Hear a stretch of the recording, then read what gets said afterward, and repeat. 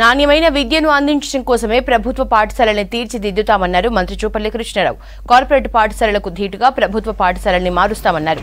ప్రతి పేద విద్యార్థి ప్రభుత్వ పాఠశాలలోనే చదువుకోవాలన్నారు. త్వరలోనే ప్రభుత్వ పాఠశాలల్లో మౌలిక వసతులు కల్పిస్తామన్నారు. నాగర్ కర్నూలు జిల్లా కొల్లాపూర్ నియోజకవర్గంలోని పలు ప్రభుత్వ పాఠశాలల్ని పరిశీలించారు మంత్రి జూపల్లి కృష్ణారావు.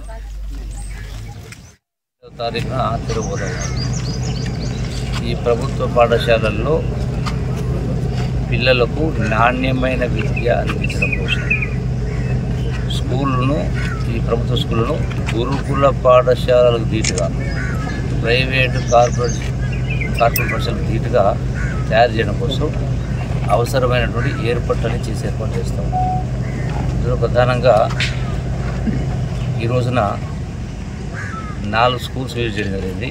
పెద్దదగడ, పెద్దమరూరు, సింగోటం, కొండూరుకోవటం ఇట్లా వరుసగా అన్ని స్కూళ్ళకు ఈ స్కూళ్ళకు అవసరమైనటువంటి అవసరాలు మొత్తం అంటే తాగునీరు కావచ్చు, టాయిలెట్స్ కావచ్చు, లైట్లు, ఫ్యాన్లు, దీంతో పాటుగా చెప్పేటువంటి విద్యార్థులు టీచర్స్ని కూడా పిల్లల్ని పొద్దున్న 7 గంటలకు రప్పించి సాయంకాలం 7 గంటల వరకు స్కూల్లో ఉంచి 7 నుంచి 10 వరకు ఉదయం పూట, సాయంకాలం 4 నుంచి 7 వరకు ఈ ప్రభుత్వ టీచర్స్ లేని సమయంలో చదువుకున్న నిరుద్యోగ యువతకు వాళ్ళకు కొంత జీతభత్యాలు ఇచ్చేది ఏర్పాటు చేస్తూ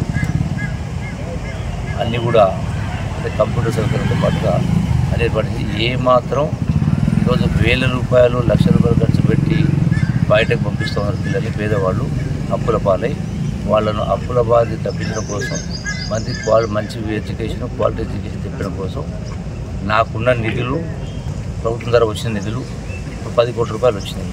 నేను వేరే దేని ఖర్చు పెట్టలేదు, కేవలం చదువు కోసం, విద్య కోసం ఖర్చు పెట్టి ఏర్పాటు చేస్తూ ఉన్నాం. అట్లాగే స్వచ్ఛంద సంస్థలు తీసుకొస్తూ ఉన్నాం. అట్లాగే కార్పొరేట్ సోషల్ రెస్పాన్సిబిలిటీ ఫండ్ ఉంటుంది, సిఎస్ఆర్, ఆ సిఎస్ఆర్ ఫండ్ తెప్పించి ఏర్పాటు చేస్తూ ఉన్నాం.